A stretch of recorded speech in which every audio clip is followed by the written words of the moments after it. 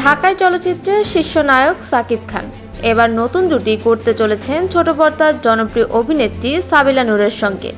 বেশ কিছুদিন ধরেই গুঞ্জন শোনা যাচ্ছিল সাকিব খানের পরবর্তী সিনেমায় দেখা যেতে পারে সাবিলাকে। আসন্ন ঈদুল আজহায় মুক্তির অপেক্ষায় থাকা তাণ্ডব সিনেমার শুটিং ইতিমধ্যেই শুরু করেছেন সাকিব খান। পরিচালনায় রয়েছেন জনপ্রিয় নির্মাতা রায়ান রাফি। আগামী 28শে মার্চ সাকিব খানের জন্মদিনে তাণ্ডবের ফার্স্ট লুক প্রকাশ করা হবে এবং আনুষ্ঠানিক ঘোষণা আসবে। তবে এখন পর্যন্ত নায়িকার নাম নিয়েছিল ধোঁয়াশা।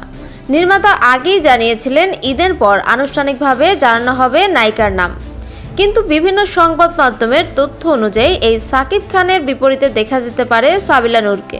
এটি হতে যাচ্ছে সাবিলার প্রথম সিনেমা, তাও আবার প্রধান চরিত্রে। যদিও এ বিষয়ে সাবিলা নূর কিংবা সিনেমাটির সংশ্লিষ্ট কারো কাছ থেকে আনুষ্ঠানিক কোনো বক্তব্য পাওয়া যায়নি। এছাড়া জানা গেছে সিনেমাটির বিশেষ একটি চরিত্রে অভিনয় করছেন জয়া আহসান।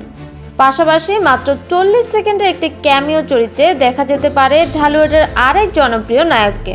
সিনেমাটির গল্প সম্পর্কে জানা গেছে দেশের একটি টেলিভিশন চ্যানেল হামলায় ঘটনা ঘিরেই এগিয়ে যাবে তাণ্ডবের কাহিনী।